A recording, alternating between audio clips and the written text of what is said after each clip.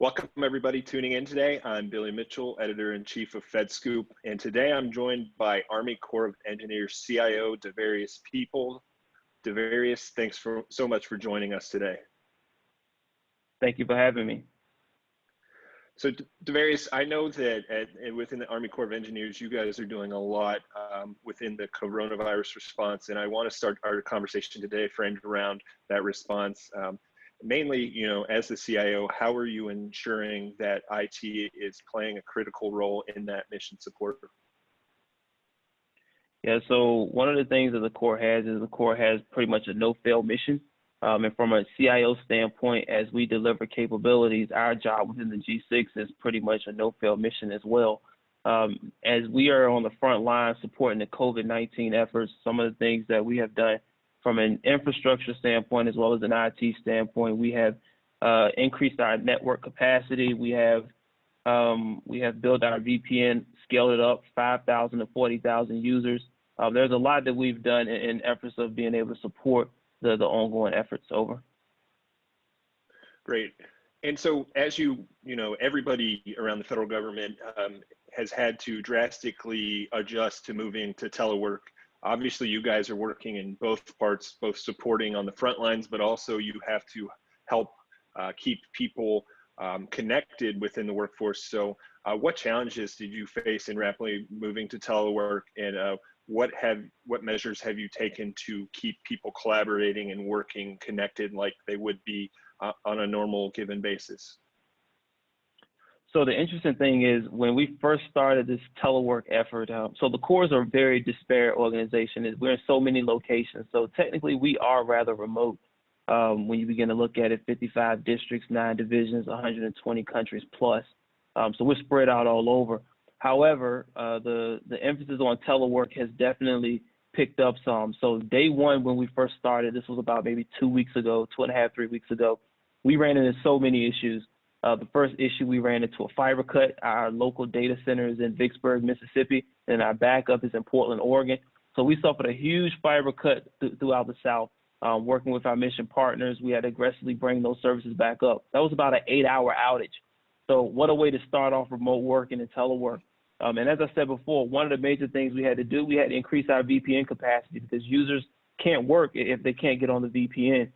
So as I said, we had to expand aggressively from 5,000 users to about 40,000 in not just weeks, but in the likes of days. So once we were able to get over that hurdle, we had to begin look at our collaboration spaces.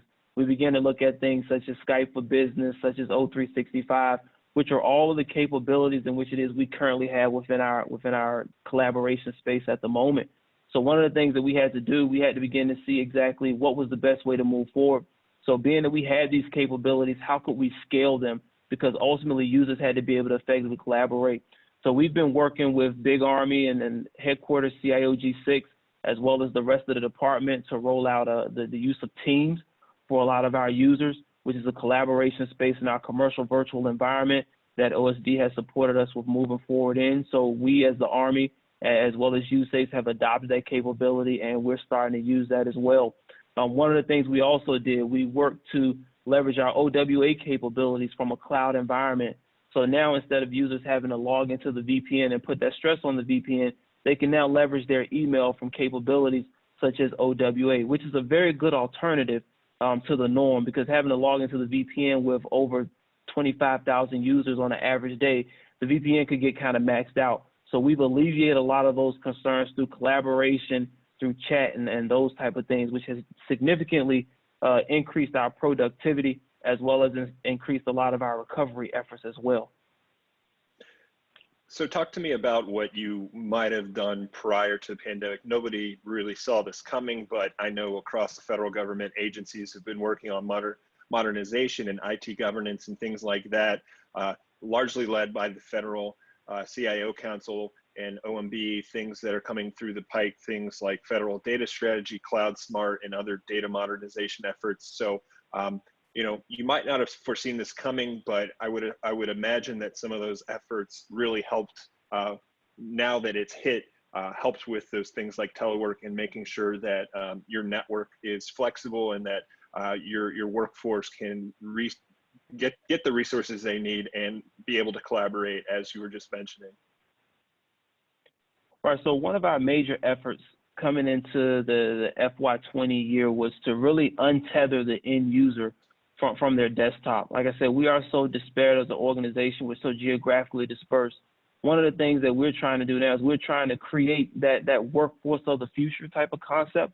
And in order to be able to do that, we really had to enhance how we connected to the network from a remote standpoint. So we set off on this roadshow to really begin to enhance how we did business. So untethering that end user from the desktops really make them more remote, being able to get the right capabilities into the hands of the end user. So we are aggressively starting that process. And it just so happens that the COVID-19 efforts came about, or the situation that we're currently in, which kind of expedited a lot of our momentum.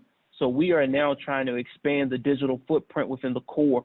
We do leverage a lot of the mobile devices that are out there from a commercial side of the house, your iPads and your iPhones and those type of things, but really empowering the end user to be able to access a lot of the critical mission applications without having to leverage a VPN, but through some form of two-factor authentication, because we are geographically dispersed, and having those users out in the field, being able to access their applications, being able to stand up some of the COVID-19 efforts for some of the assisted living facilities and those type of things.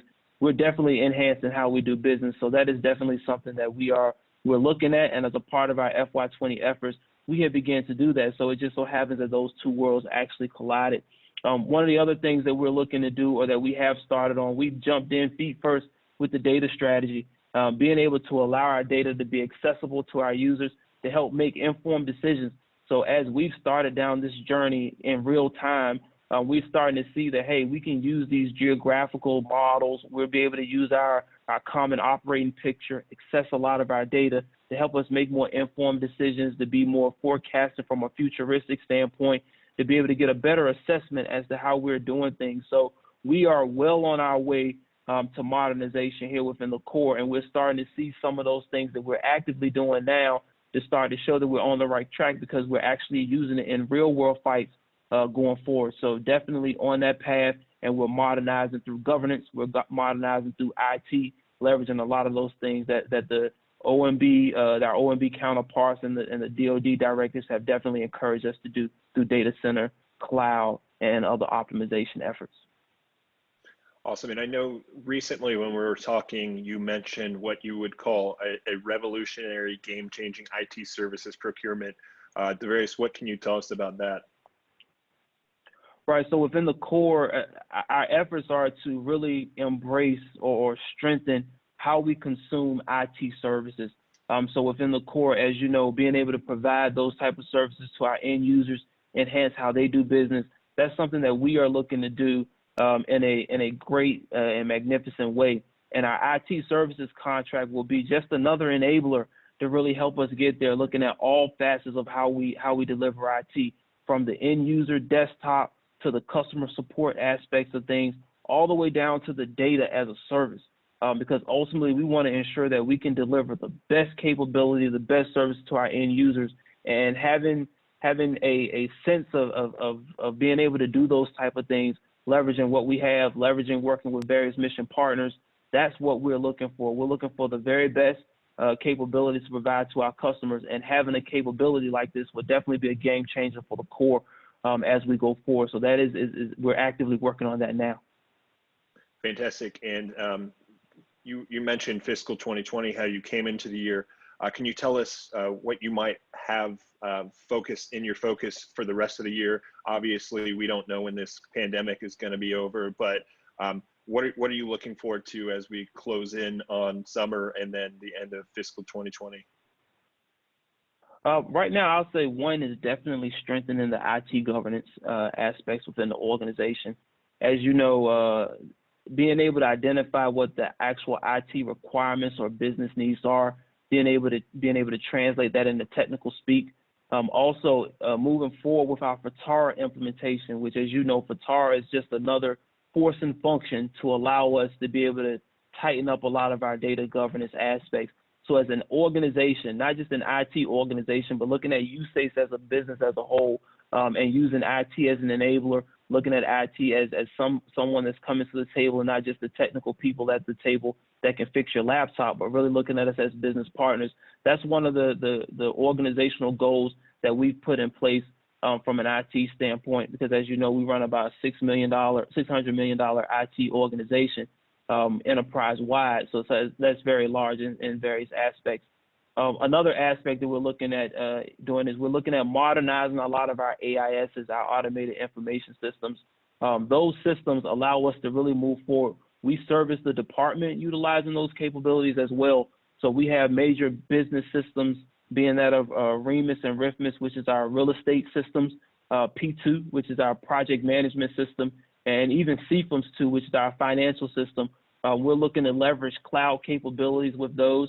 And I think EDW is the last major business system that we're looking to modernize, because ultimately that in conjunction with CFMS are the brainchild of the organization. So how do we modernize those applications to really look at it from a data perspective, a data-centric perspective, to be able to make informed decisions and move forward. So those are some of the efforts and initiatives that we have underway to get us through the rest of 2020. And it'll be a collective enterprise effort with our mission partners as well as from the federal side. So it's a big undertaking, but we're going to get there. We have a good team. The team is very dedicated in moving the mission forward. They're very passionate about what they're doing, and we have the right leadership as well. General Seminite has given us his utmost confidence, and he's given us the utmost support as well. So working with him, leveraging CIO G6 at the headquarters as well as some of our other mission partners with Army Cyber and NetCom to really evolve, because as you know, we do have a dual mission here at USACE from the DoD side of the house as well as the civil side. So we work with all aspects of government. And I think that's one of the uniquenesses about the Corps. So we have that touch point in many different areas. So being able to expand our footprint is definitely something that we're looking to do going forward into FY20 as well as picking up in FY21. Great. And as we close out here, everybody's kind of throughout the federal government, facing a little bit of the crunch when it comes to the virus response and the pandemic. And there's resources that are needed, there's guidance that's needed. Is there anything that you feel your organization needs, or any final thoughts on how you're handling it or anything like that? Well, I think leadership has definitely supported us in getting us to the resources that we need, whether that's through financial resources, whether that's through the people aspect as well. So as of right now, I think our job is just to continue to push forward, continue to learn from the things that have been going on and the things that we've observed to allow us to begin to operate in a new norm. Great. Dovarius Peoples, thank you so much for joining us. Thank you.